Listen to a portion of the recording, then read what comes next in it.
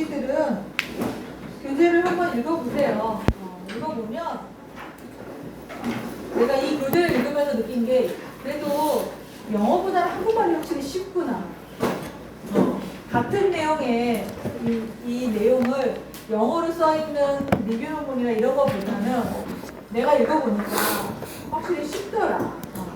설령 그 내용을 내가 아는 내용이든 모르는 내용이든 모르는 내용이라도 읽으면서 그래 이거 내가 잘 모르는 내용이긴 하지만 이 내용이 필요할지 안 할지 뭐 또 판단하거나 이런 것도 빠르고 또 그러면서 느낀 게 내가 한국말로 이걸 읽듯이 미국 사람은 영어를 읽으면서 내가 한국어로 된 걸 읽을 때 느끼는 기분을 걔네들은 쭉 느끼면서 논문을 보겠구나라는 생각을 하니까 약이 오르더라고요. 자, 10-1에 나와 있는 그림은 이제 히스톤 아스틸레이션에 대한 얘기를 하고 있고요. 자, 왼쪽에 보면 뉴클레오조 구조가 다닥다닥다닥 붙어있는 걸 비해서 왼쪽은 오른쪽은 느슨하죠. 라이신의 아스틸레이션이 되면 이렇게 느슨하게 된다라는 걸 표시를 하면서 뭐 이질 크로마틴, 진정 크로마틴 이렇게 얘기를 해놨어요. 헤테로 크로마틴, 유크로마틴. 그리고 위에 있는 GCN5 P312P, 팁60 이거는 아세틸화를 시켜주는 효소들을 표시를 하고 있습니다. 자, 뭐 외우지는 않아도 자꾸 보다 보면 이렇게 많이 등장을 하게 될 거예요. 자, 그리고 이 반응은 가역적이어서 필요 없으면 이렇게 빼는 여기 HDEC 같은 경우는 히스톤 디아세틸레이즈의 앞에 약자를 따서 HDEC이라고 얘기하는 거고 햇은 히스톤 아세틸 트랜스퍼레이즈에서 햇 HDEC이라고 얘기하는 거고요. 그러니까 햇에 이러이러한 종류가 있는 거고 HDEC엔 또 이러이러한 종류가 있는 거예요. 근데 이제 이 HDEC 같은 경우는 처음에는 이게 뭐 GCN5나 이런 식으로 각자 이름이 붙었었어요. 그랬는데 이름이 너무 중구난방이고 이러다 보니까 사람들이 모여서 우리 이름 정리를 좀 한번 하자. 그래갖고 HDEC 1, HDEC 2, HDEC 3. 그러니까 원래는 그게 처음 붙은 이름이 아니었는데 각자 다 자기들의 단백질을 발견하거나 하면 각자 뭔가 이름을 붙이잖아요. 그리고 어떤 경우는 그 단백질이 이름이 붙었는데 히스톤 디아스틸레이즈의 어떤 포커스가 돼서 발견이 된 게 아닌 경우들도 있고 나중에 이제 봤더니 과거 이러이러한 단백질들이 발견이 됐는데 HDEC 기능이 있는 게 확인이 된 경우도 있었고 또 어떤 사람은 HDEC 기능이 있는 거를 발견을 한 다음에 자기가 원하는 이름을 붙였다가 이제 너무 복잡해지니까 사람들이 모여서 우리 여기서 창문 좀 엽시다. 모여서 이름들을 정리를 하면서 이제 HDEC 1, 2, 3, 4 이렇게 붙여서 다양한 내용들이 밝혀져 왔고요. 당연히 화학 반응이니까 그걸 촉매하는 엔자임들은 당연히 있을 것이고 자 보는 것처럼 여기 이게 라이신이라고 하는 아미노산이랍니다. 아미노산의 구조를 다 기억할 수는 없죠. 근데 아미노산의 공통적인 우리 구조가 있죠. 모든 20개의 아미노산의 공통적인 구조 뭐죠? 공통적인 아미노산 구조 한가운데 뭐가 있다? 분자 구조의 가운데 탄소가 있죠. 탄소가 팔을 4개를 뻗고 있죠. 한쪽 팔에는 뭘 갖고 있죠? 여기 있는 NH죠. 아미노 그룹. 자, 여기는 요게 지금 중심 탄소예요. 그래서 아미노 그룹을 갖고 있고 또 한쪽 팔에는 여기 COOH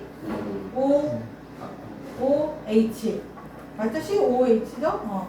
우리가 그 카복실 그룹이라고 하는 그걸 갖고 있고 그 다음에 여기 표시는 안 돼 있지만 이쪽에 또 하나 팔에는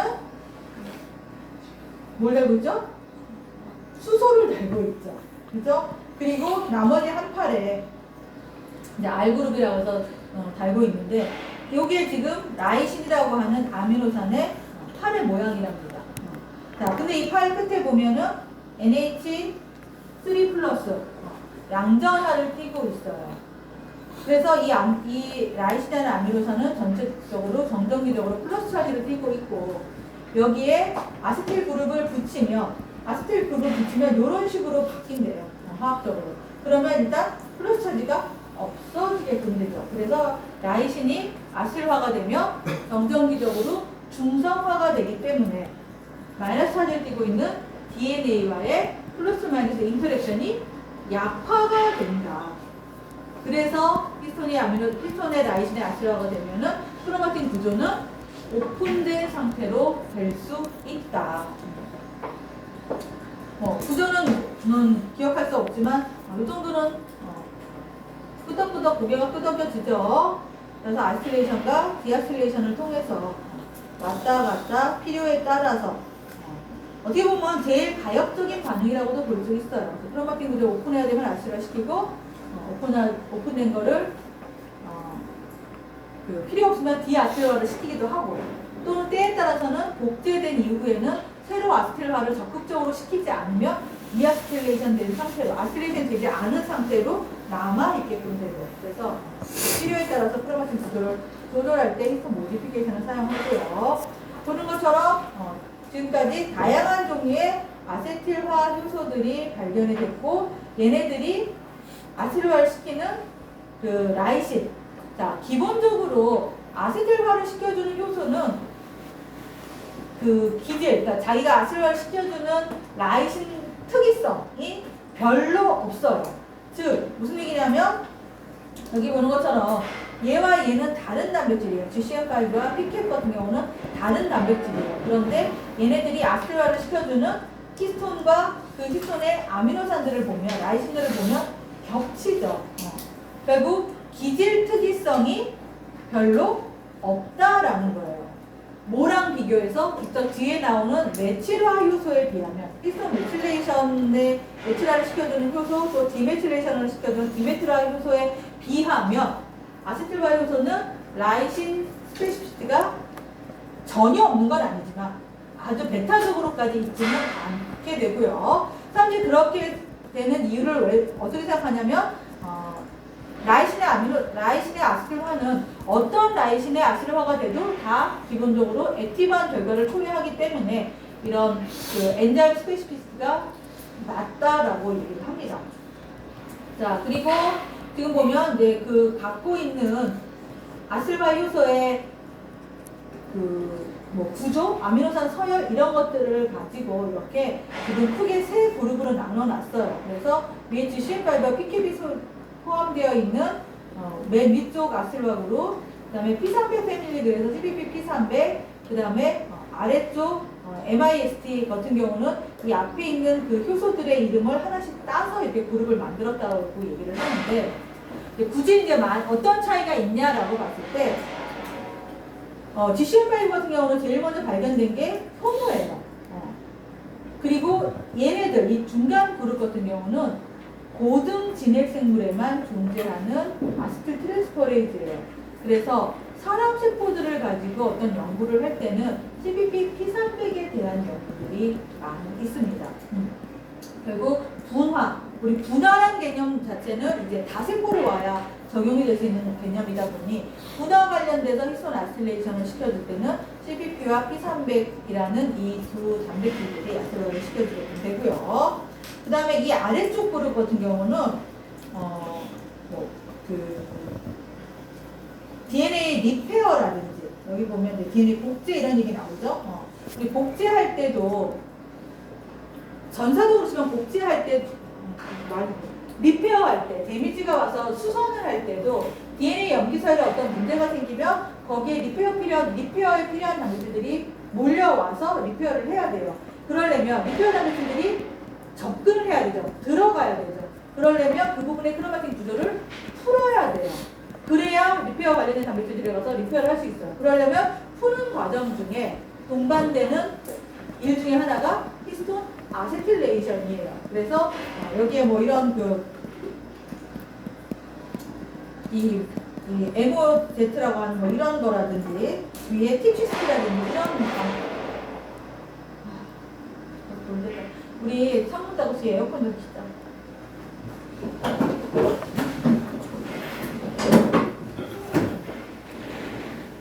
밖에 오는데 바람도 많이 불더라고요.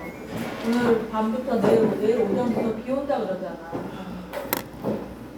비가 꽤 온다나 봐요. 밖에 걸어오는데 정신이 없거든.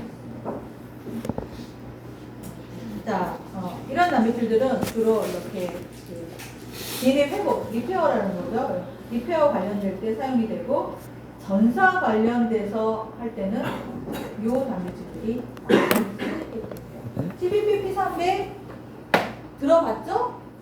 군대선거랑 교재 그림에 나와 있는 단백질이에요. 어쨌든 아시튼 트랜스퍼레이드가 존재하고 그 다음에 보는 것처럼 세 그룹의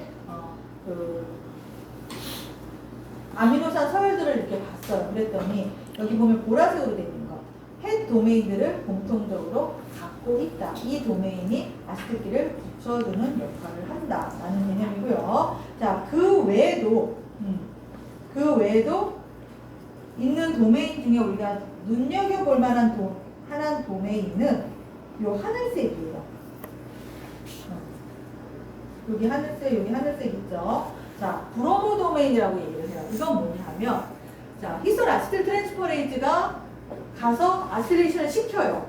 그러면 히스톤 모디피케이션이 일어나게 되면 그 모디피케이션의 역할 중에 하나가 지난 시간에 얘기하기로 크게 두 가지로 얘기했어요. 하나는 직접적으로 크로마틴 구조 오픈이었었고 또 하나는 다른 단백질들을 데리고 오는, 리크루트해 오는데 어떤 역할을 한다라고 얘기했었어요.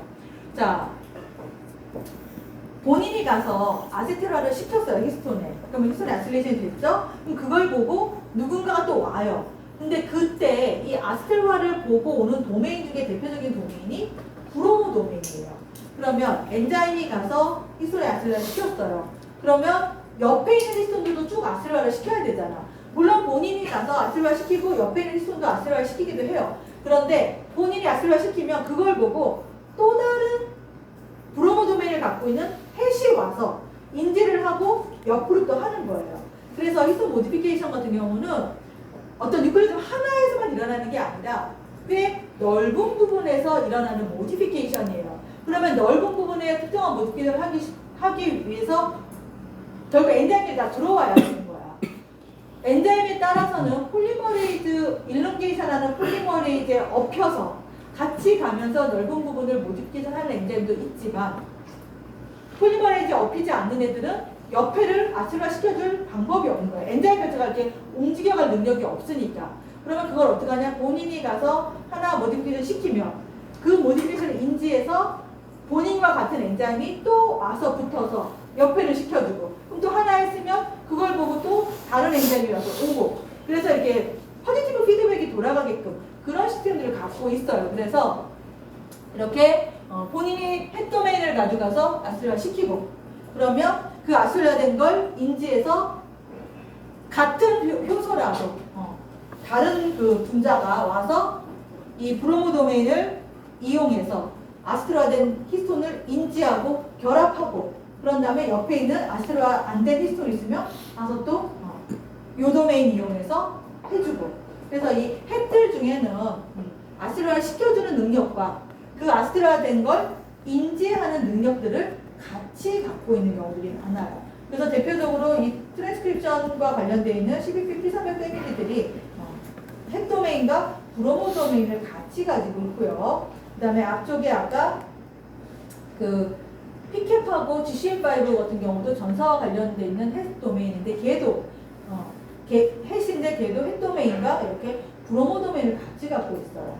근데 중간에 있는 얘네들 같은 경우는 뭐 리페어라든지 특히 전사와는 그렇게 별로 관련이 없이 아스라를 시키는 이 핵 엔자임 같은 경우는 이렇게 핵 도메인을 갖고 있지만 브로모 도메인을 갖고 있지 않은 약간의 어떤 차별적인 특징들이 있어요.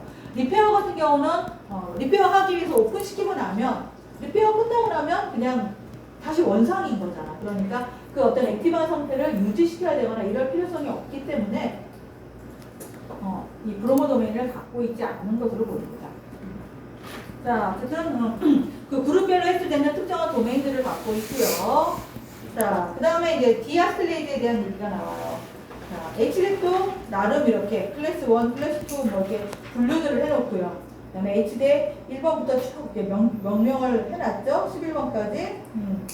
그리고 또 다른 그 계열로 SIRT, 그 썰트1이랑 썰트 계열로 해서 또 이런 그 디아스필레이트가 있고요. 자, 얘네들 역시도 그렇게 라이신 스페시피티가 좀 있지는 않습니다. 그래서 이제 이런 경우들은 보통 이제 하나가 없으면 나머지 애가 대신 역할을 해주는 리던던시들을 보이기도 하고요. 그다음에 나름 기능들 대부분이 보면 이거 봐요.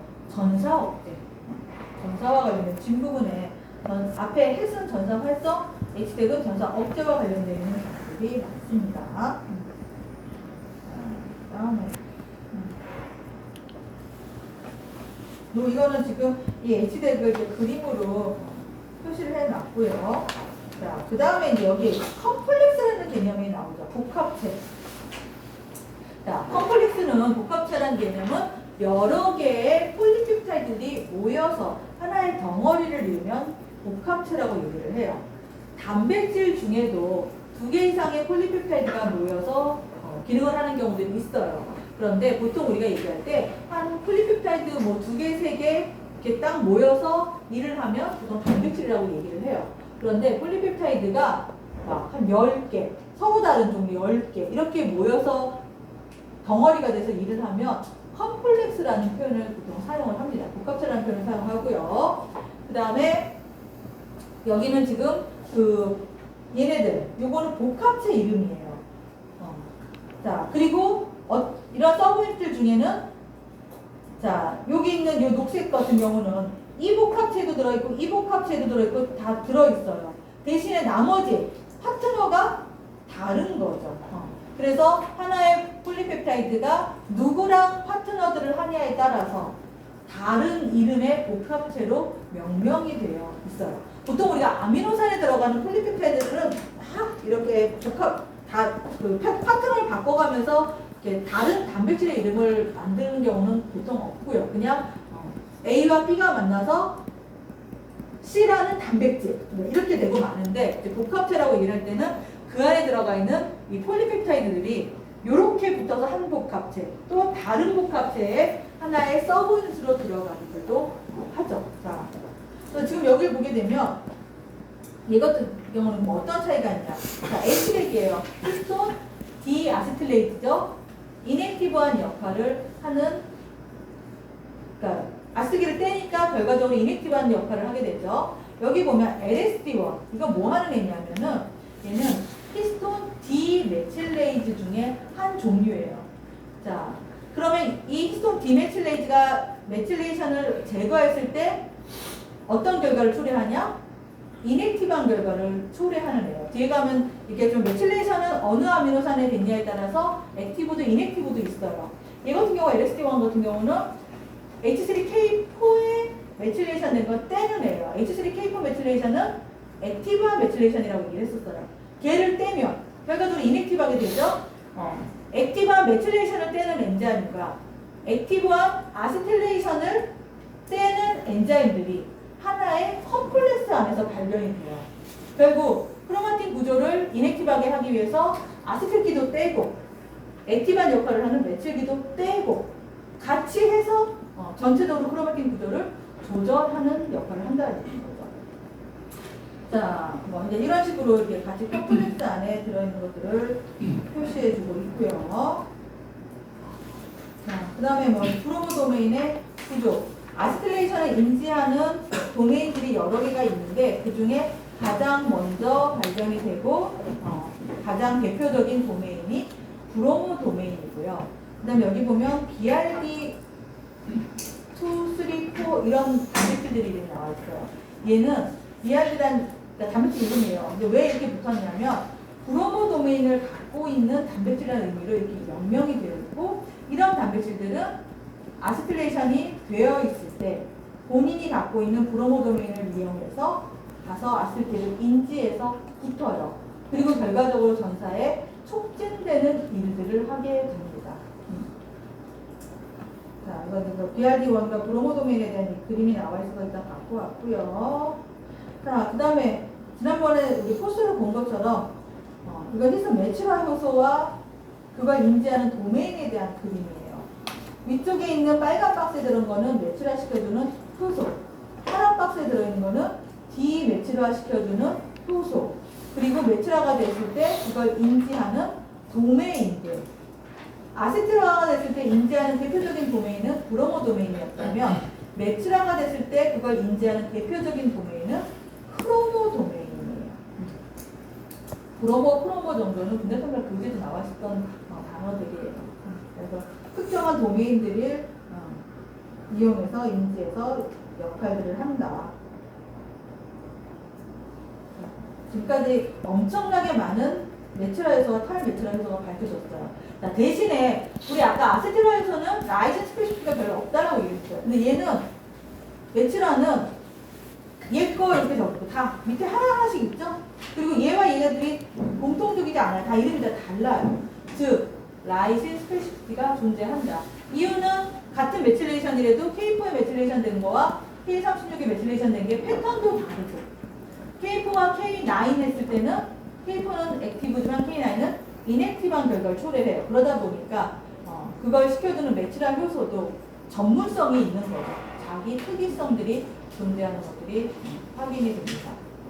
자, 여기 LSD1 디메추라 효소, 아까 K4의 디메추라 효소라고 얘기를 했었죠. 여기 나와 있어요. 실제로 메추라 효소가 밝혀지고 나서 디메추라 효소는 한참 나중에 발견이 됐어요. 우리 DNA 디메틸레이션도 늦게 발견이 됐다고 그랬는데 히스톤의 아세틸레이션, 디아스틸레이션, 히스톤 메틸레이션 대비 디메틸화 시켜주는 엔자임들은 굉장히 늦게 발견이 됐어요. 그래서 히스톤의 메틸레이션은 디메틸화가 안 일어난다라고까지 얘기를 했었었는데 나중에 이제 발견이 됐어요. 이게 LSD 같은 경우가 2004년도에 발견이 되면서 히스톤 메틸레이션도 디메틸레이션이 가능하다라는 것들이 밝혀졌죠.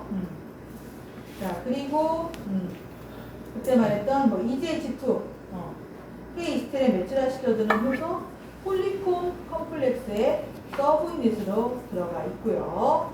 그 다음에 여기 밀 1, 2, 3 얘네들 트라이소스 그룹의 서브유닛으로 들어가 있죠. 발생 단계에서 폴리콤은 옥수진들의 전사를 억제, 트라이소스는 옥수진의 전사를 촉진이라고 얘기했었는데 그때 그 옥수진의 전사를 억제하는 그룹, 억제하는 단백질, 폴리콤 컴플렉스, 활성화시키는 단백질, 트라이소록스 그룹 얘기를 했었었고 그 그룹의 서브유닛들로 이런 것들이 들어가 있는 게 확인이 됐었었죠. 처음 들어봐요? 자, 발생 시간에 폴리콤 트라이소록스 얘기는 하잖아.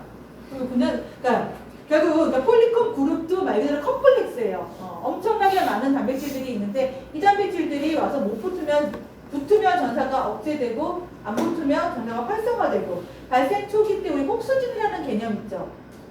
호메오 도메인을 갖고 있는 폴리펩타이드를 암호화하는 유전자를 옥수진이라고 얘기하잖아. 그리고 체저를 만들 때 옥수진들이 쭉 있으면서 어떤 옥수진이 발현되냐에 따라서 머리가 되는 체절, 가슴이 되는 체절, 배가 되는 체절, 팔이 되는 체절이 결정되잖아요. 체절을 누가 결정하냐? 옥수진들이 쭉 호메오 도메인을 갖고 있는 옥수진들이 같이 여러 개가 이렇게 존재를 하고요. 어떤 유전자가 전사되냐에 따라서 그게 머리가 될지 결정이 돼요. 그러면 그 전사가 활성화시키기 위해서는 트라이소록 단백질이 가서 붙어서 활성화시키고 그 체절에 필요 없는 나머지 옥수 유전자들의 전사를 억제시키는데 억제 누가 시키냐? 폴리콤 그룹 단백질들이 해요. 그러면 폴리콤 그룹 단백질들이 가서 어떻게 전사를 억제하냐? 대표적인 게 히스톤 모디피케이션 이넥티브한 거 붙여서 활성화시키는 거 어떻게? 액티브한 히스톤 모디피케이션 붙여서 그러려면 액티브한 거 붙이려면 액티브한 거 시켜주는 엔자임이 있어야 될 거고 이넥티브한 모디피케이션 시키려면 이넥티브한 엔자임들이 필요한데 그 엔자임들이 트라이소록스의 폴리콤에 들어가 있다는 얘기예요. 트라이소록스 그룹에 들어가 있는 대표적인 엔자임들이 이런 액티브한 모디피케이션 시켜주는 엔자임 그리고 앞에 봤던 히스톤 아세틸화 시켜주는 엔자임들이 트라이소록스 그룹의 서브유닛으로 들어가고요. 다음 시간에 할 ATP 디펜던트 리모델링 컴플렉스 서브유닛도 거기 들어가 있어요. 그리고 폴리콤은 전사 억제하니까 대표적으로 여기 EDH2 그리고 히스톤 2A에 유비키티네이션 시켜주는 효소 이런 것들이 폴리콤 그룹 컴플렉스 안에 들어가 있게 됩니다. 그죠? 인자생물학 교재 한번 좀 찾아보세요. 우리 맨날 복습만 하다 끝날 순 없잖아. 자, 그 다음에 메치라 같은 경우는 여기 마찬가지로 라이신 구도가 나와 있죠. 그렇죠? 여기 가운데 탄소 있고 COH가 이렇게 붙어 있고 여기에 메치라가 하나 붙으면 여기 CH3 하나 붙어 있고 때에 따라서는 2개 붙어 있고 때에 따라서는 3개까지 붙어 있어요. 그래서 모노메틸레이션, 다이메틸레이션, 트라이메틸레이션이라고 얘기를 하고요. 아시틸 그룹은 하나밖에 못 붙지만 메틸 그룹은 하나, 2개, 3종류까지 붙을 수 있고요. 그 다음에 하나 붙었을 때랑 2개 붙었을 때랑 3개 붙었을 때랑 분포 패턴도 다르고 기능도 다릅니다. 그리고 심지어 어떤 경우는 가장 많이 우리 연구된 게 H3K4의 메틸레이션인데 K4에 메틸화 시켜주는 효소들이 이렇게 여러 종류가 있죠. 이 중에 보통 모노메틸레이션을 시켜주는 건 밀3나 밀4가 하게 되고 그 다음에 트라이메틸레이션은 밀1이나 밀2가 하게 돼요. 외우란 뜻이 아니라 이렇게 같은 아미노산에 메틸기를 붙이는 건데도 하나 붙일 때 주로 사용하는 엔자임이 있고 2개나 3개 붙일 때 사용되는 엔자임이 구별이 되어 있다는 얘기인 거예요. 그래서 메틸레이션 같은 경우는 아미노산 특이성뿐만 아니라 같은 아미노산에서 메틸기를 몇 개 붙일지까지도 나름 전담하는 특화된 효소들이 존재한다. 결국 이게 반응마다 효소가 다르다는 얘기는 그 필요할 때 그 일을 하고 필요 없을 때 그 일을 하지 않을 뭔가 굉장히 그 세밀한 조절 시스템이라고 생각을 합니다. 이 히스톤 모디피케이션들이 정말 필요할 때 세밀하게 조절을 해서 함부로 하는 게 아니라 필요할 때 하고 필요 없으면 떼고 이런 정밀한 조절 시스템을 갖고 있다는 거죠. 자, 그 다음에 이 메틸게이션은 라이신뿐만 아니라 이 알기닌이라고 하는 그 또 다른 아미노산에서도 메틸레이션이 일어나요. 근데 이 알지닌 메틸레이션은 라이신 메틸레이션에 비해서는 그렇게 알려진 게 많지는 않아요. 그래서 메틸라는 라이신뿐만 아니라 알지닌에서도 일어난다. 보통 우리 포스폴레이션이 스레오닌하고 세린하고 또 타이로신하고 여러 개의 아미노산에서 일어나듯이 메틸레이션도 두 종류의 아미노산에서 일어나는 것이 확인됐습니다. 자, 희손 탈도 마찬가지 개념이고요. 자, 인자생물 교재에 나와 있는 그림이죠. 이렇게 아스텔레이션이 되면 액티브한 구조. 이 아스텔레이즈가 아스기를 뗄 수 있고, 그 다음에 SUB39 같은 경우는 K9의 메틸 트랜스퍼를 돼요. K9은 인액티브한 거라고 얘기했었죠. 얘가 붙인 건 아무데나 붙인 게 아니라 H3 9번 라이신에 붙인 거예요. 4번 라이신에 붙인 거 아니에요. 9번 라이신에 붙이고, 자, 그림은 없지만 이렇게 되면 여기가 좀 떨어져 있죠. DNA와 히스톤 단백질 사이에 그 거리가 좀 떨어져 있고, 그거보다는 붙어 왔을 것이고, 메틸화 시켰고, 그럼 이거 메틸레이션은 정적이적인 차지의 변화는 없어요. 대신에 이제 다른 단백질의 레코그니션 사이트로 작용을 하겠죠. K9의 메틸레이션, 이게 사실 제일 먼저 밝혀져서 교과서도 나오는 거예요. K9의 메틸레이션 되면 이걸 이 회색 단백질이 와서 인지해서 결합을 하죠. 이 회색 단백질의 이름이 HP1이라고 하는 단백질이고요. 왜 HP1이냐? 헤테로크로마틴에 결합하고 있는 단백질이라고 해서 헤테로크로마틴 바인딩 프로테인 제일 먼저 발견해서 1이라고 붙였어요. 그래서 헤테로크로마틴 바인딩 프로테인 1의 약자를 HP1이라고 얘기합니다. 이런 식으로 가장 단순한 아스틸레이션과 그 인액티브한 메틸레이션이 어떤 식으로 그 역할들을 하는지에 대한 그림을 가장 단순하게 표시를 한 거예요. 자, 자, 아실레이션 같은 경우는 어느 아미노 라이신에 대도 기본적으로 액티브한 상황이 될 거고, 필요하면 디아실레이드 여러 개 중에 하나 써서 아실기 떼고, 그 다음에 9번 라이신의 메틸레이션을 붙일 수도 있고, 폴리콘 그룹이 오면 27번 라이신의 메틸레이션을 붙여서 이넥티브한 구조를 만들면 그걸 또 인지하는 단백질들이 와서, 얘 같은 경우는 9번은 인지하지만 27번 메틸레이션이나 4번 메틸레이션을 인지하지 못해요. 자, 그거에 맞는 애들을 데려다가 이렇게 하는 거죠. 이렇게 되면 대표적으로 그 헤테로크로마틴, 특히 컨스티튜티브 헤테로크로마틴, 보통 센트로미어나 텔로미어와 같은 그 부분에는 이 모디피케이션과 이 모디피케이션을 인지하고 있는 HP원들이 결합하고 있는 것들을 볼 수 있습니다. 자, 그 다음에 지금 이제 K9 메틸레이션 얘기를 했는데, H3K9의 메틸레이션은 이넥티브한 변형이긴 해요. 그런데 K9에도 다이 메틸레이션이 됐냐, 트라이 메틸레이션이 됐냐, 메틸기가 2개 붙었냐, 3개 붙었냐, 분포 패턴이 달라요. 즉, 제너메터 이렇게 보면 이 부분은 다이 메틸레이션 되어 있고, 이 부분은 트라이 메틸레이션 되어 있고, 그리고 트라이가 되어 있는 부분은 다이가 안 되어 있고, 다이가 되어 있는 부분은 트라이가 안 되어 있고, 당연히 하나의 히스톤에 다이와 트라이가 같이 붙을 수는 없어요. 다이가 붙든 트라이가 붙든 베타적으로 붙어야 되다 보니까 실제로 이제 제너마이다를 분석을 해서 보면 다이와 트라이가 나오는 부분에 다른 것들을 볼 수 있어요. 그럼 어떻게 다르냐? 트라이는 센트로미어, 텔로미어와 같은 컨스티튜티브 헤테로크로마틴, 즉 오픈될 일이 없는 그런 단단한 부분들의 K9 트라이메틸레이션이 되어 있고, K9 다이메틸레이션 같은 경우는 걔보다는 좀 필요에 따라서 여차하면 액티브한 상황이 될 수 있는 그런 부분들에, 그러니까 우리가 그런 거를 패컬터티브 헤테로크로마틴이라고 얘기하죠. 그런 부분은 K9 다이메틸레이션이 되어 있는 것들을 볼 수 있습니다.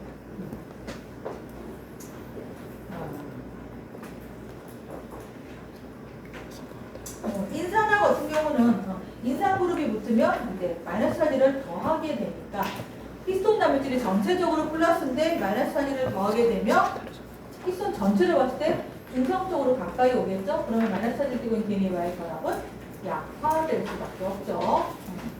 자, 플러스에서 플러스를 떼는 거나 제로에다가 마이너스를 더하는 거나, 마이너스 차지를 띄고 있는 DNA 입장에서는 어쨌든 인터랙션은 약화되는 결과가 되죠. 인산화 역시도 액티브한 모디피케이션에, 전사와 관련해서 얘기할 때는 액티브한 모디피케이션이 들어가고요. 인산화요소 카이네이즈와 탈인산화 요소 포스파테이즈에 비해서 추가될 수 있는 병역입니다.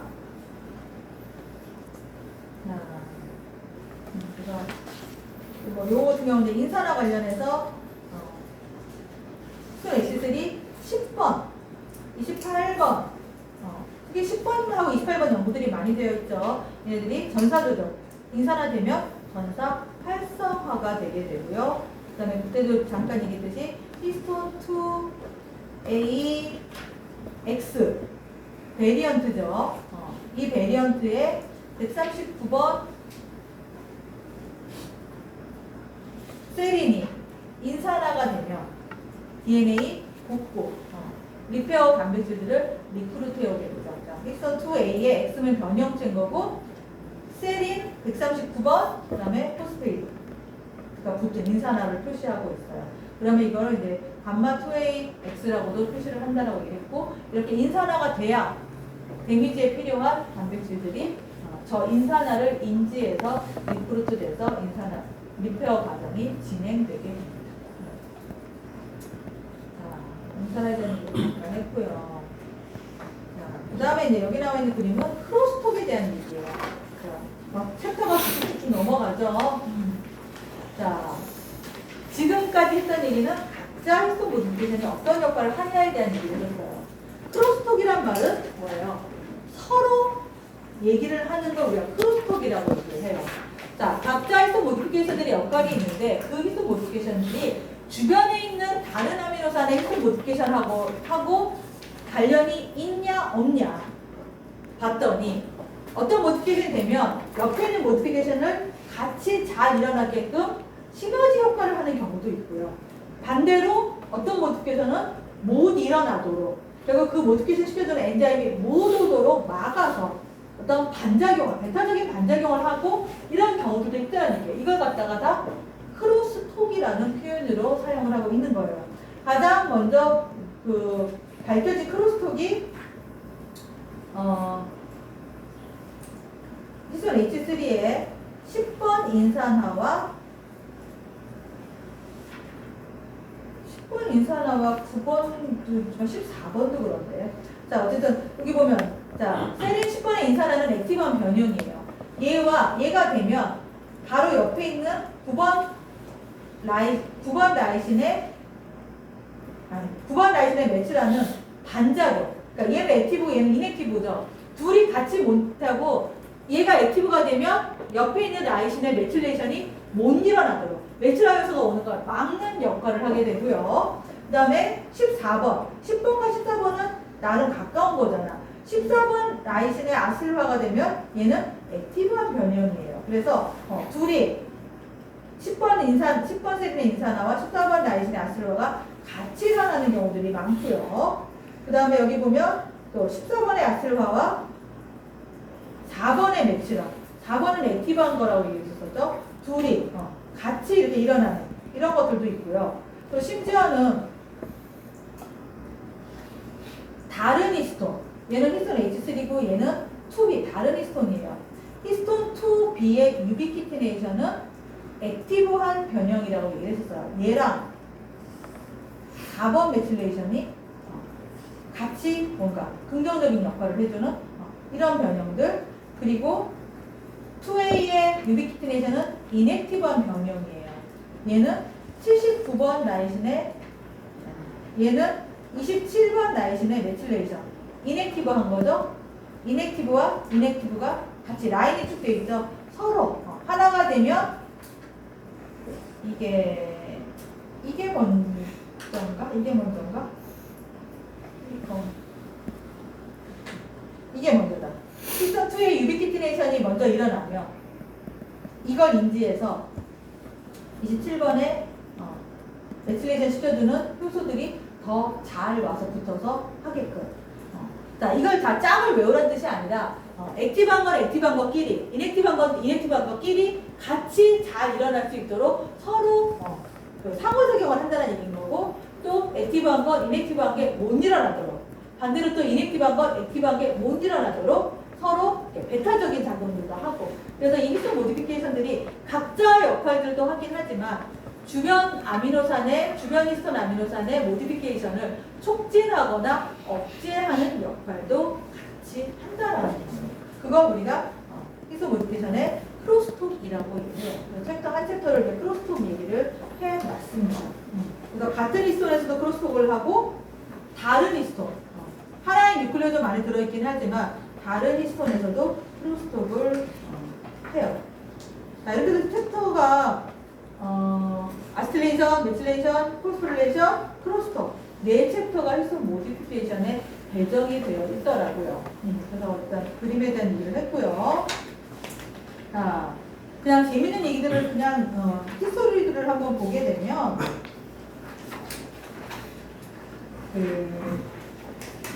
자, 이런 히스톤 모디피케이션은 그러니까 알려진 지는 되게 오래됐어요. 1960년대, 70년대 때 히스톤의 변형이 일어난다는 것들이 보고가 있고, 그 다음에 이 변형이 뭔가 역할을 하는 것 같다라는 보고들도 있었어요. 그런데 그 변형을, 그때 말했던 변형은 전체를 이렇게 본 거였어요. 셀 전체. 이게 각각 아미노산 하나하나를 지정해가면서 뭔가 분석을 하거나 이런 능력이 없었었어요. 그랬는데 이게 1990년대 후반에 들어오면서 그 모디피케이션을 시켜주는 엔자임들이 발견이 되고, 뒤에 한번 봐라. 세계 보면 77페이지에 1996년도에 데이비드 아리스가 펫을 최초로 발견했고라는 말이 나와요. 77페이지의 아래쪽 패러그래프를 보면 1996년도에. 자, 이 데이비드 아리스 같은 경우는 꽤 오랫동안 이 사람도 노벨상의 그 후보로 언급이 되는 사람이에요. 보통 우리가 노벨상 받을 때 노벨상 받기 전에 무슨 상인가 받으면 그 받은 사람이 다음에 노벨상 받는다라고 얘기를 하잖아요. 그 앞에 상은 받았어요. 근데 노벨상을 지금 못 받고 있어요. 아마도 내가 생각할 때 이유는 학문적인 가치는 있어요. 근데 이게 응용적인 면이 아직 안 되고 있어요. 응용적인 면은 우리 요즘에 생물에서 응용적인 면은 질병 치료죠. 특정한 히스톤 모디피케이션 추가하거나 막아가지고 막는 약이 개발이 돼서 그게 어떤 질병을 치료해야 되는데 그 부분이 아직 잘 완벽하게 안 돼요. 그래서 이제 아마 못 받고 있는 것 같긴 한데 이 사람 같은 경우도 아직 현직에 있습니다. 지금 23년이니까 처음으로 여기 보면 원생생물에서 원생동물 진핵세포인데 단세포 생물들이죠. 원생생물에서 폐쇄 발견을 했고 그 다음에 아스틸화 시켜주는 능력이 있는 효소를 발견했고 그럼 어떻게 해요? 이거 고등에도 있나 하면서 가서 효모에 가서 찾아보니까 아미노산 서열 비교해서 GCN5가 비슷하고 GCN5 찾고 그 다음에 그거와 호몰로지 있는 더 고등으로 와서 CBP P300까지 줄줄줄줄 이렇게 밝혀나가는 거죠. 거의 대부분의 단백질들이 그런 식으로 밝혀요. 하등한 거에서 뭐 하나 이렇게 찾으면 고등한 거로 쭉 올라가면서 아미노산 서열 또는 각과 안에 들어있는 도메인들 비슷한 거 보통 호몰로지가 있네 뭐 컨저베이션이 되어 있네 이런 표현들을 쓰죠.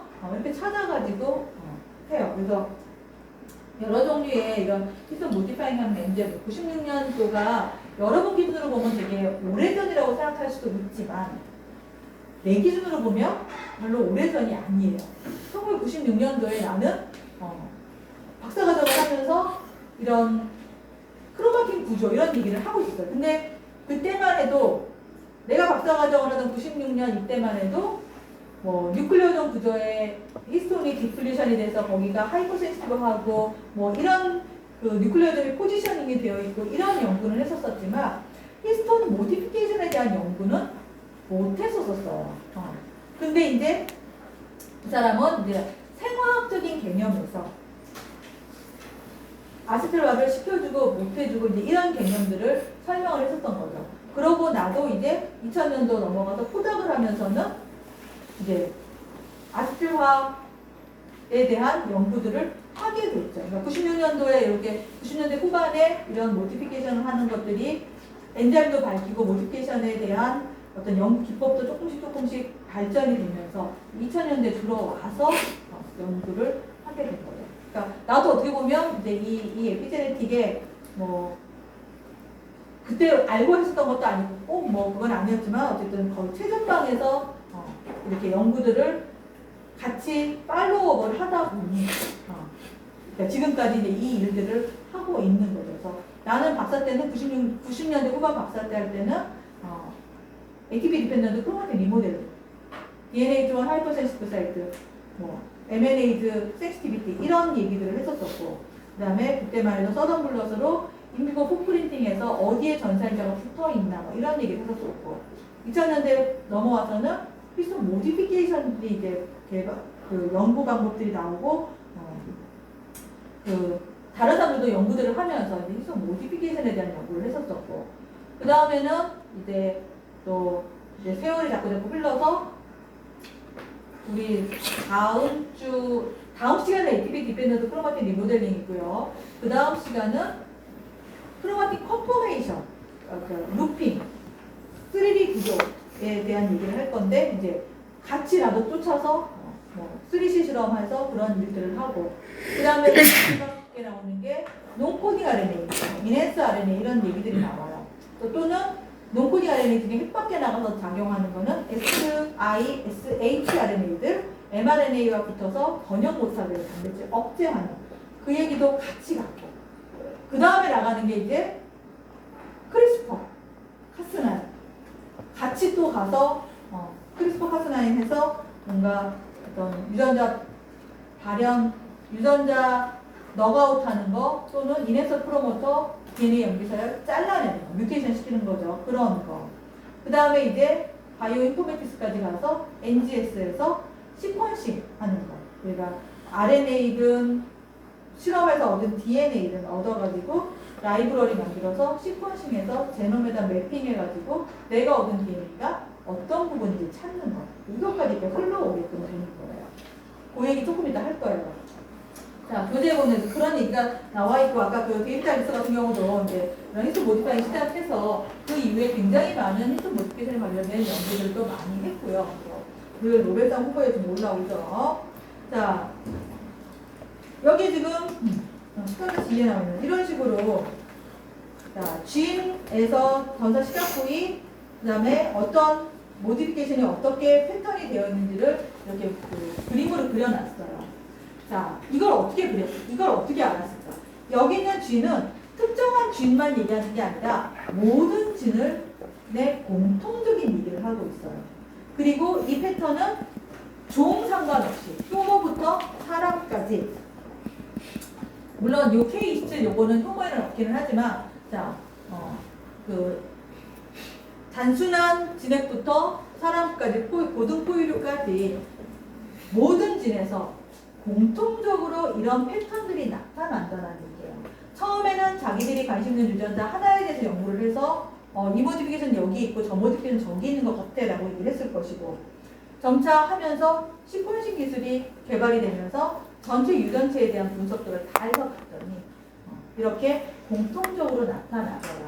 모든 유전자에서 모든 종류의 세포에서 공통적으로 나타난다는 얘기는 우연이 아니다.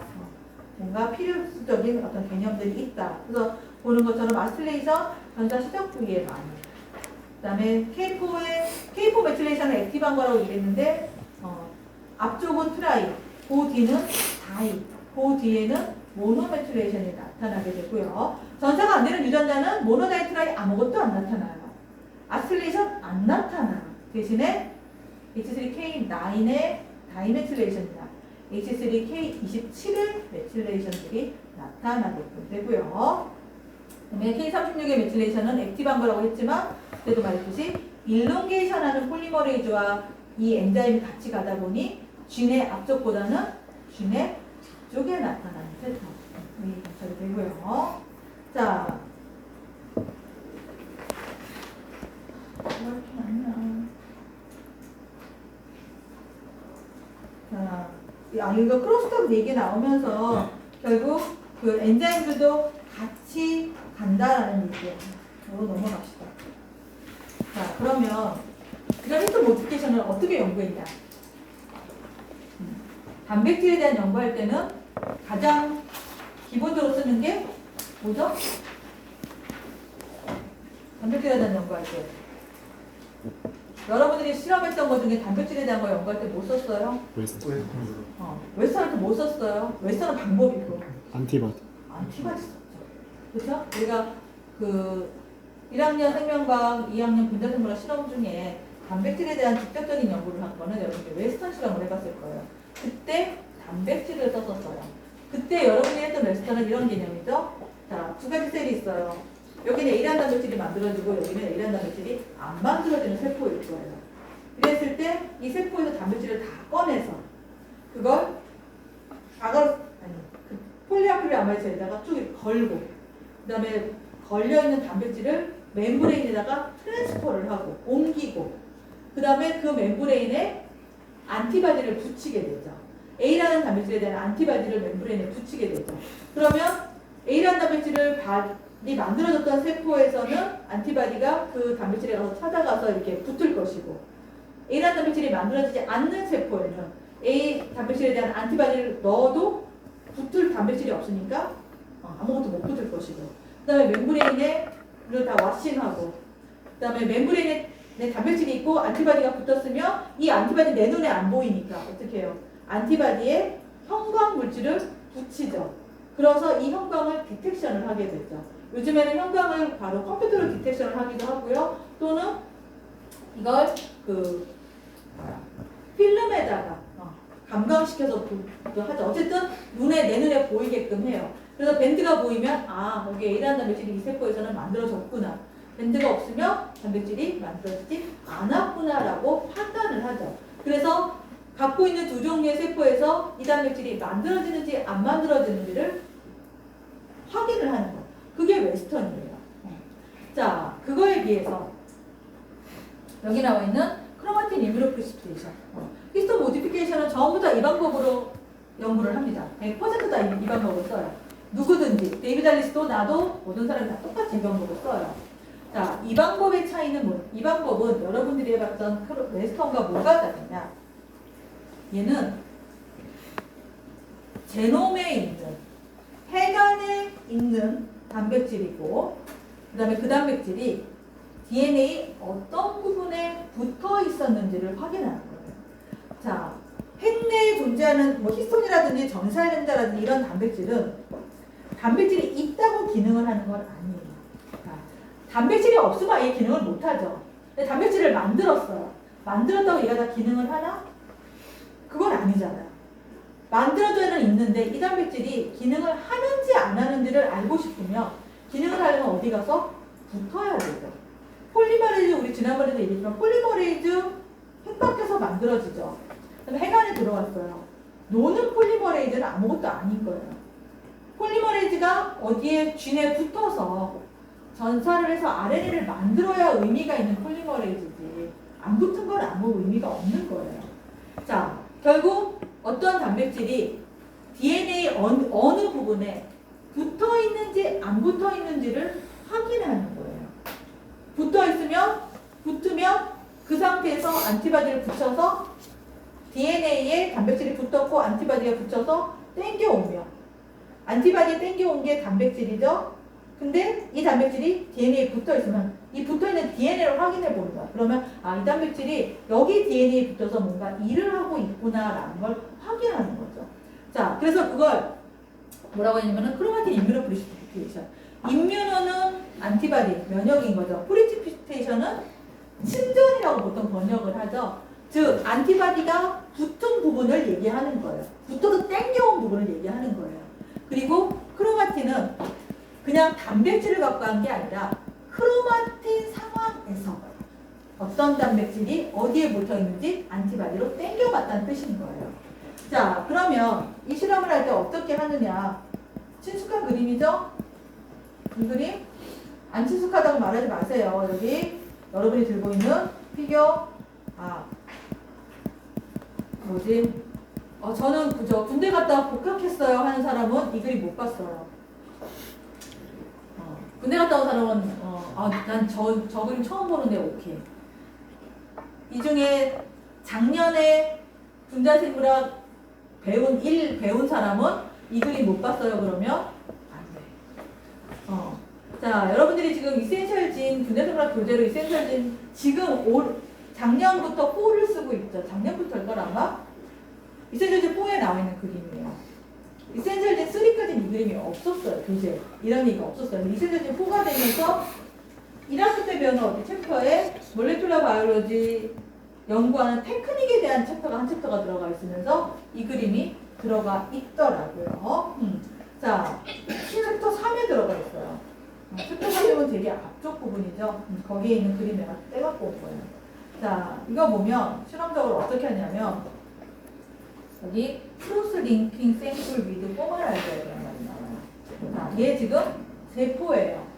살아있는 세포예요. 살아있는 세포에는 여전히 지금 전사도 일어나고 뭐 단백질이 어디 붙고 이렇게 했을 거예요. 살아있는 세포를 포름알데히드, 우리 고정할 때 포멀알데히드 쓰죠? 포름알데히드로 처리를 한 거예요. 크로스링크란 말은 그대로 붙여놓는 거예요. 자, 우리가 DNA가 있고 단백질이 붙으면 뭐 폴리머레이즈나 이런 거 생각할 때 여러분들이 이렇게 붙으면 딱 붙어서 영원히 안 떨어지는 거라고 생각들을 해요. 근데 실제로는 그렇지 않답니다. 자, DNA가 있으면 단백질이 붙었다 떨어졌다 붙었다 떨어졌다. 근데 둘이 짝이 맞는 부분이면 좀 오래 붙었다 떨어졌다 오래 붙었다 떨어졌다 이 개념인 거예요. 근데 여기가 붙는 부분이 아니다? 그러면 갔다 그리고 끝나는 거예요. 그래서 어떤 시간적인 개념을 가지고 이렇게 이쯤 되면 우리가 붙어있다고 얘기를 하는 거고 이러면 안 붙는다고 얘기를 하는 거예요. 자, 세포 안에 이 단백질이 여기에 RNA 폴리머레이즈다. 이 부분이 유전자가 전사될 때는 프로모터 부분이다. 그러면 와서 붙겠죠. 아무래도 좀 오래 붙어 있고 떨어져 있고. 자, 요 상황을 포름알데하이드로 고정을 세포를 처리를 해요. 그러면 세포 중에 꽤 많은 세포는 이렇게 요 상황일 때 약이 들어가면 그대로 고정이 되는 거예요. 단백질 DNA와 단백질의 결합을 이 불안정한 결합을 약을 치면 포름알데하이드 약을 치면 그대로 고정이 되는 거예요. 본드 역할을 해주는 거예요. 자, 대신 여기 안 붙어 있는 애는 본드 쳐도 안 붙겠죠. 안 붙은 애는 그대로인 거고 붙은 애는 그 상태로 딱 고정이 되는 거예요. 보통 포름알데하이드로 한 10분 정도 세포를 처리를 해요. 살아있는 세포를. 그러면 그 세포 상태에서의 DNA와 DNA 결합, DNA와 단백질의 결합, 단백질과 단백질의 결합. 자, DNA에 폴리머레이즈가 이렇게 내가 붙는다고 얘기를 했었어요. 근데 폴리머레이즈만 붙는 게 아니라 또 여기에 뭐 제네랄 다른 게 붙을 수 있죠? 그러면 여기 붙은 단백질도 만약에 붙어 있었으면 같이 고정이 되는 거예요. 그래서 DNA와 단백질이 붙어 있으면 고정, 단백질과 또 어떤 단백질이 붙어 있으면 그것도 같이 고정. 이렇게 해서 고정을 하게 돼요. 그 다음에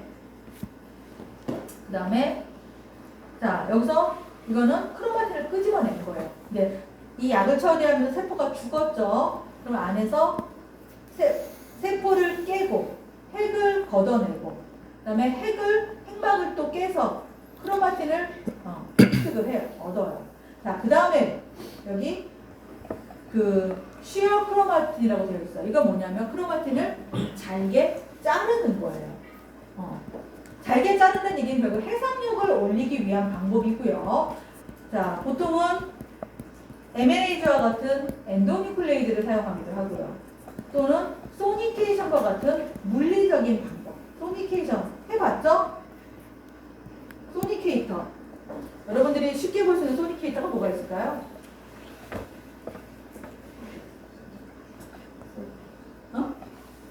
자, 여러분 안경 쓰는 사람들 안경점에 가면 안경 세척해준다 그러죠? 안경 해갖고 어디 이렇게 놓잖아요. 지 소리가 나면서 조금 있다가 안경 세척해준다고 줘요. 그게 바로 소니케이터예요. 진동을 해가지고 뭔가 물리적인 충격을 줘서 해결보는 거. 자, 소니케이션 방법으로 크로마틴을 잘라요. 그러면 이렇게 크로마틴이 잘게 잘려져요. 많이 처리하면 더 짧게 잘려지고 조금 덜 처리하면 조금 모노뉴클레오도 아니고 다이나 트라이뉴클레오로 잘려지겠죠. 대신에 이 노란색 히스톤과 파란색 DNA와 그 DNA에 붙어있는 이런 단백질들은 고정을 했으니까 떨어지지 않고 그대로 유지가 되겠군요. 그래서 짧게 잘라요. 그 다음에 내가 관심 있는 단백질에 대한 안티바디를 처리해요. 여기 지금 빨간색으로 표시되어 있는 게 안티바디죠. 보통 우리 안티바디 Y자로 표시해요. 이 그림도 틀린 그림이에요. 자, 안티바디 모양을 라이트 체인 2개, 헤비 체인 2개에서 Y자 모양으로 그림을 그려요. 자, 그러면 안티젠은 어디에 붙는다고 그랬어? 지금 이 그림은 안티젠 여기에 붙는 걸로 그려놨어요. 근데 이거 맞아요? 아니에요. 안티젠은 여기에 붙습니다. 자, 여기 라이트 체인 하나, 헤비 체인 하나, 라이트 체인 하나, 헤비 체인 하나 되어 있죠? 우리 안티젠은 여기에 붙어요. 여기에 붙어요. 여기에 붙는 게 아니에요. 근데 이제 사람들이 보통 Y자 모양을 하다 보니까 이렇게 많이 그려놓는데 이거 되게 무식한 발상이에요. 자, 어쨌든 안티바디에 붙여요. 자, 이때는 여기 보면 이 사람은 이 보라색 단백질이 어디에 붙어 있는지 알고 싶었던 거예요. 그래서 보라색 단백질에 대한 안티바디를 집어넣었어요. 그럼 안티바디가 보라색 단백질이랑 붙었겠죠? 녹색 단백질에는 안 붙었겠죠. 자, 그리고 안티바디 단백질이니까 이 안티바디 붙은 걸 내가 이렇게 손으로 끄집어낼 수가 없잖아. 안 보이니까. 그래서 어떻게 했냐? 이 안티바디의 이 기둥 부분, 헤비 체인 부분이 결합할 수 있는 구슬을 같이 집어넣은 거예요. 그러니까 보통 우리가 구슬 비드라고 얘기를 해요. 자, 이 비드는 우리 눈에 보일 정도의 사이즈예요. 자, 이렇게 해서 반응을 시켜요. 그런 다음에 이 비드 무겁잖아. 가라앉게끔 돼요. 그러면 실험실에서 살짝 그 센트리퓨지 돌리면 비드 무게 때문에 가라앉아요. 대신에 이 녹색 단백질 붙어있는 이런 크로마틴은 가라앉지 않고 위쪽에 용액에 솔루션에 뜨게끔 돼요. 그럼 위에 거 버리고 밑에 비드 부분만 회수를 해요. 자, 그 다음에 뭐 하냐? Purify DNA from immunoprecipitate. 자, 안티바디에 딸려 내려온 요 크로마틴, 아직 크로마틴이죠. 히스톤도 있고 DNA도 있고 단백질도 붙어있는. 여기서 단백질만 제거를 해요. 그 MNA즈 다이제션 실험 했었던 사람들은 우리 제노믹 DNA 뽑을 때 어떻게 했어요? 셀 깨고 MNA즈 치고 핵 꺼낸 다음에 프로테이네이즈 K 단백질 분해하는 효소 처리하고 피놀 익스트랙션으로 단백질 제거하고 에탄올 프리시피테이션으로 DNA만 퓨리파이해서 다운했었어요. 안 했어요? 작년, 재작년 M&A드 다이제션 하는 거 실험 안 해본 사람 손 들어보세요. 난 제노믹 DNA 뽑는 거, 뉴클리어드 레더 하는 거 실험 안 했다 하는 사람 손 들어보세요. 했는지 안 했는지도 몰라 지금 솔직히. 많은 사람 해봤을 거예요. 응? 지금 우리가 분자생활 실험을 전부 다 들어가지 않아서 들어간 애가 있고 안 들어간 애가 있어서 그런데 작년, 재작년 들어갔었어요. M&A 다이제션에서 제노믹 DNA 뽑았잖아. DNA 그런 식으로 단백질만 제거하게끔 돼요. 그리고 DNA를 얻게 돼요. 자, 얻은 다음에 그리고 이 DNA는 뭐야? 세포 안에 있을 때, 핵 안에 있을 때 보라색 단백질하고 결합되어 있었던 부분의 DNA라는 얘기인 거잖아. 이 DNA는 여기 안 들어왔어요. 이 DNA만 들어온 거예요. 자, 이 DNA를 분석을 하면 되죠. 과거엔 어떻게 했냐? 지금 얘가 만약 폴리머레이즈다. 내가 관심 있는 이 유전자에 폴리머레이즈가 여기 붙어 있을 것 같아. 프로모터 부분에.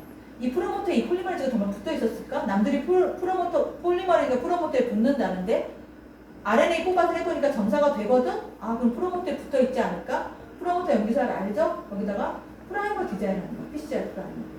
그래서 이 DNA를 갖고 PCR을 해보는 거예요. 정말 그 프로모터 부분에 전사가 되는 유전자에서 프로모터 부분에 폴리머레이즈가 보라색으로 표시되는 폴리머레이즈가 붙어 있었다면 여기다가 프라이머 떼어서 PCR 하면 밴드가 나오겠죠. IP로 되는 나오겠죠. 근데 그 부분에 폴리머레이즈가 안 붙어 있었어요. PCR 해도 프로덕트가 안 나오겠죠. 그래서 여기 나와 있는 요거는 여러분들이 해봤던 트레디셔널한 PCR 25사이클, 30사이클 돌려서 얻은 샘플을 아그로스 젤에다가 걸어서 밴드로 확인한 모습인 거고요.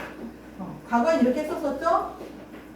근데 점차 기술이 발전하면서 그 방법을 리얼타임 PCR로, 자, 이게 트레디셔널한 PCR이고 리얼타임 PCR로 분석을 하죠. 리얼타임 PCR 지난 코로나 하면서 전 국민이 다 아는 단어가 돼버렸죠. PCR 검사 리얼타임이라는 게 실시간이라는 뜻인 거예요. 즉 같은 PCR이에요. 근데 실시간으로 즉 사이클을 돌릴 때마다 이 PCR은 25사이클 다 돌린 다음에 프로덕트를 보는 거야. 내가 30사이클 세팅해놨으면 30사이클 다 돌린 다음에 증폭이 얼마나 됐는지를 보는 거예요. 리얼타임은 실시간으로, 즉 한 사이클 돌리고 얼마나 증폭이 됐는지, 또 한 사이클 돌리고 얼마나 증폭이 됐는지를 디텍션을 해서 보는 거예요. 그래서 여기 보면, 자, 요 그림에 보면 아래축에 X축이 1사이클부터 보통 40사이클 정도까지 돌려요. 그건 내 마음대로 세팅할 수 있어요.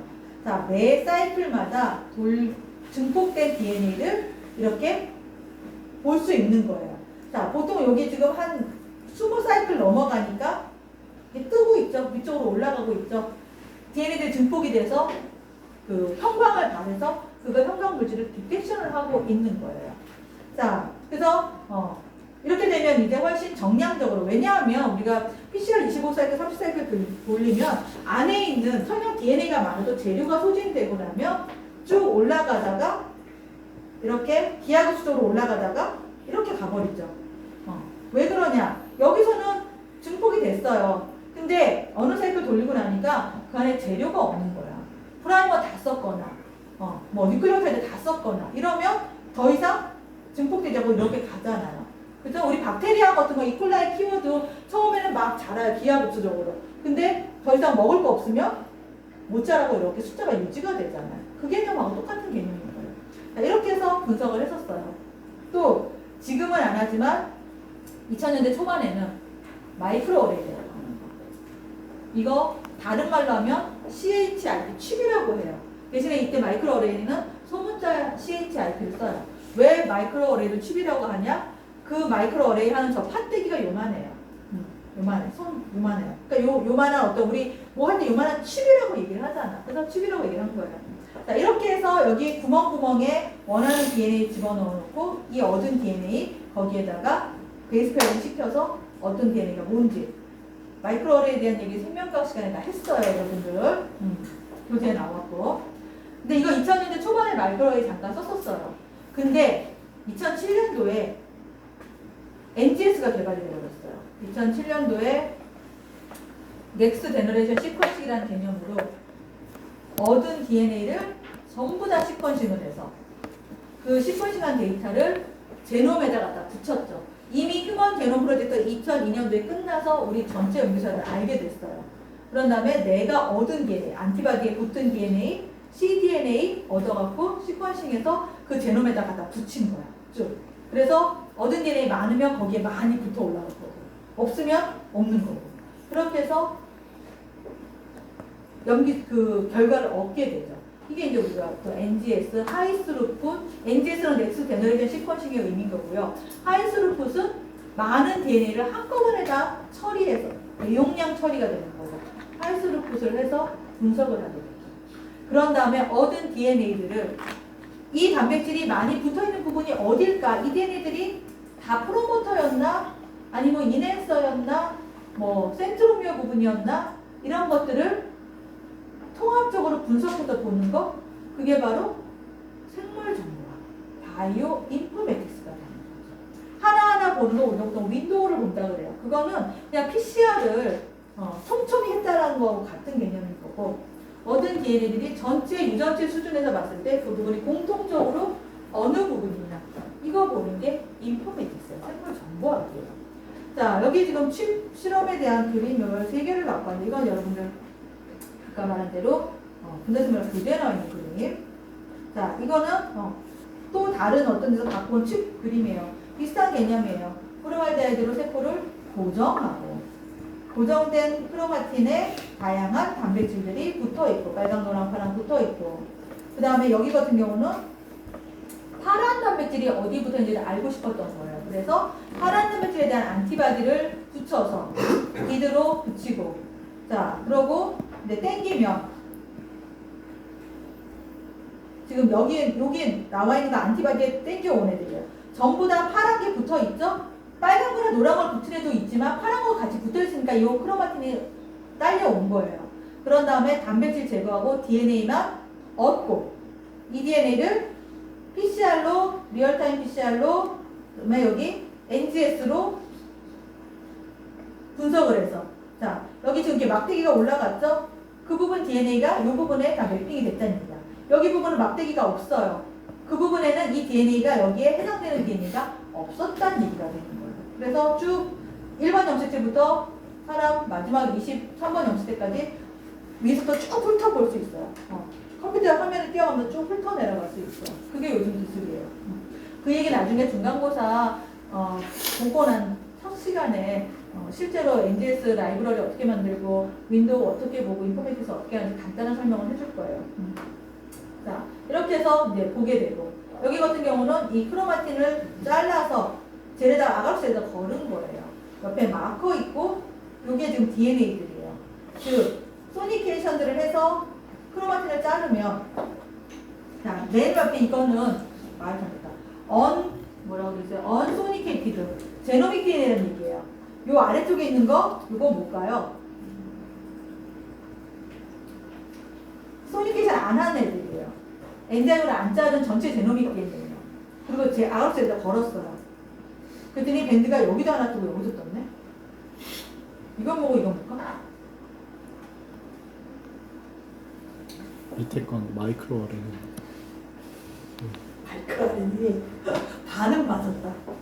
자 위에 거는 일단 제노믹 DNA고요. 안 잘라서 기니까 위에 가 있겠죠? 얘는 RNA예요. 아직 바로 세포에서 DNA 퓨리파이하면 RNA도 아직 분해가 다 안 돼서 RNA가 아가로스에서 같이 보여요. 그리고 이건 마이크로 RNA보다는 마이크로 RNA는 양이 그렇게 많지 않아. 대부분의 RNA는 우리 세포 안에 들어있는 대부분의 RNA는 뭐다? 응? RNA 뽑으면 많은 양의 RNA보다 뭘 것 같아요? 여러분이 알고 있는 RNA 종류 중에 rRNA. 그쵸. mRNA나 tRNA 대비 rRNA 양이 월등히 많아요. 이거 다 이거도 많아요. 대신에 이 DNA를 이제 지금 뽑아서 바로 젤에다 걸었으니까 저게 보이는 거예요. DNA를 그냥 테이블에다가 한 일주일쯤 방치하고 다시 걸잖아요. 요거 없어져요. 다 분해돼요. 위에 거는 그대로 남아있어요. 자, 밑에 거는 소니케이션들을 해서 봤더니 위에 제노믹 DNA는 점차 작아지고 아래쪽으로 내려가죠. 자, 이런 부분들이 이제 DNA가 잘려진 DNA들이 보이는 거예요. 우리가 뭐죠? 제일 염색하는 약을 뭐라 그러죠? 아가로스 염색하는 거? EDT? 다시. 이티비알. 그치. 이티비알은 약자고 에슘브로마이드거든요. 에슘브로마이드를 앞에 줄여서 이티비알. 안 쓰다 보면 그 말이 생각이 안 났어. 자, 에슘브로마이드로 염색을 하면 얘는 DNA, RNA 다 염색이 돼요. 그래서 이제 RNA가 같이 보이는 거고요. 자, 그 다음에 얻은 DNA들을, 자, 얘가 지금, 그 시퀀싱들을 해서 보는 것처럼 이 DNA를 전체 제놈에다 갖다가 붙인 거예요. 자, 이 부분에 DNA가 많이 나왔다. 아마 폴리머레이즈로 땡겼나봐요. 전사 시작하는 이 프로모터 부분에 이 DNA가 많이 나왔다. 지금 많이 이렇게 쌓였죠? 이 부분 별로 양이 없죠. 진 아니니까. 자, 이쪽은 진 바디 부분, 전사되는 진 바디니까 얘보다는 얻은 DNA가 더 많게 됩니다. 이렇게 해서 내가 관심 있었던 그 단백질이 살아있는 세포에 어느 부분에 있었는지를 그대로 고정을 해서 분석을 하는 거예요. 웨스턴은 그냥 그 세포에 그 단백질이 있는지 없는지만을 보는 거예요. 근데 크로마틴 IP는, 크로마틴 이뮤노프리시피테이션의 이 방법은 그 단백질이 살아있는 세포에서 어느 부분에 붙어 있었는지, 해간에 있는 단백질이 어느 부분에 붙어 있었는지를 그대로 확인을 하는 방법인 거죠. 이 방법을 통해서 폴리머레이즈에 대한 안티바디를 쓸 수도 있고, 우리 히스톤 모디피케이션 같은 경우는 특정한 히스톤의 특정한 모디피케이션을 인지할 수 있는, 그냥 H3K4의 모노메틸레이션을 인지할 수 있는 안티바디도 개발이 돼 있고, 다이메틸레이션만 잡을 수 있는 안티바디도 개발이 돼 있고, 트라이메틸레이션을 잡을 수 있는 안티바디도 개발이 되어 있고, 이렇게 해서 그 안티바디들을 이 상황에서 여기다가 안티바디를 어떤 걸 쓰냐에 따라서 땡겨 내려오는 임뮤노프리시피테이션 되는, 침전되는 크로마틴 부분이 달라지게끔 돼요. 그 다음에 그 크로마틴 부분에서 단백질, 히스톤 포함 단백질 제거하고 DNA만 얻어서 분석하면 결국 이 DNA는 살아있는 세포에서 모노메틸레이션이 되어 있는 히스톤에 감겨 있었다. 다이메틸레이션이 되어 있는 히스톤에 감겨 있었다. 트라이메틸레이션에 되는 히스톤에 감겨 있었다. 또는 폴리머레이즈에 감겨 있었다. 또 어떤 전사인들에 감겨 있었다. 아까 CBP P300과 같은 히스톤 아스틸 트랜스포레이즈가 그 부분에 붙어 있었다. 이런 게 다 확인이 됩니다. 지금 우리가 그 수업 시간에 말하는 단백질이나 히스톤 포함 이런 단백질에 대한 안티바디가 거의 다 개발이 되어 있어요. 우리가 필요하면 그 단백질들을 사서 써요. 요만한 단백질 하나, 요만큼 하나 안티바디에 100만 원씩 받아요. 엄청난 고부가 가치 사업이 되는 거예요. 근데 방법이 없어요. 연구를 하려면 내가 눈을 아무리 크게 떠도 어느 단백질이 어디에 붙어있는지 눈으로 확인이 안 돼요. 그러니까 연구할수만 보면 안티바디밖에 없고, 그 안티바디가 특이적으로 특정한 단백질에 잘 붙는 능력이 있으면 100만 원이 들어도 연구하려면 사서 팔 수밖에 없는 거예요. 그래서 이렇게 안티바디들을 이용을 해서 크로마틴, 결국 크로마틴은 DNA 염기소랑 다 똑같잖아. 모든 세포에서 같은 DNA 염기소에 어떤 부분에 어떤 단백질이 붙어있냐에 따라서 그 세포의 기능이 결정이 되는 거잖아. 결국 단백질을 만들어서 기능을 하니까 이렇게 분석을 해서 볼 수밖에 없죠.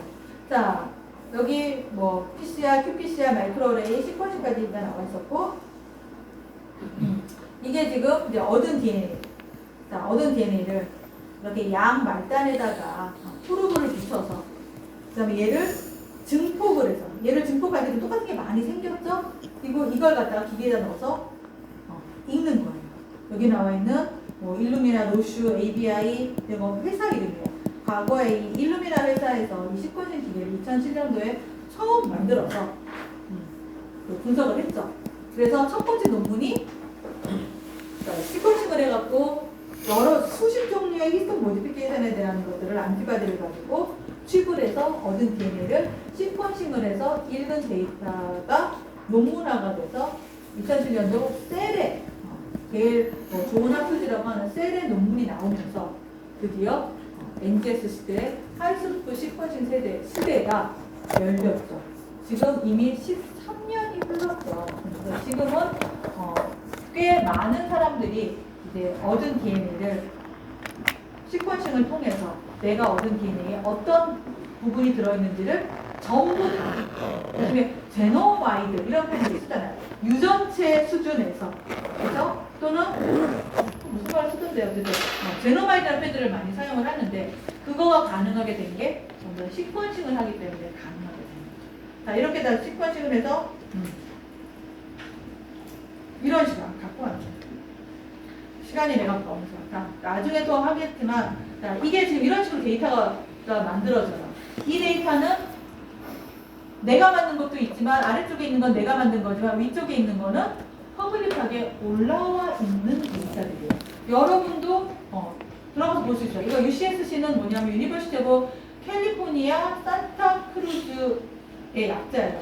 그러니까 그 캘리포니아 주립대학이 여러 군데 있잖아요. 그래서 캘리포니아 주립대학 중에 산타크루즈에 있는 그 대학에서 그냥 웹을 하나 이렇게 만들어가지고 데이터들을 올리고 제놈 브라우저라고 해서 올리고 그 다음에 이걸 누구나 다 들어가서 볼 수 있어요. 자, 여기 보면 시간이 안 되는 사람은 나가도 되고요. 자, 여기 보면 여기 이제 진 부분이에요. 글로빈 진 부분. 진 부분이에요. 까만 건 엑손, 하얀 건 인트론 부분이고요. 그 다음에 이 부분이 로커스 컨트롤 리전 인핸서 부분이에요. 글로빈 로커스는 수업 시간에도 했고 여러분 교재도 나와 있고, 자, 여기 보면 가타, 탈 이런 거 전사인자예요.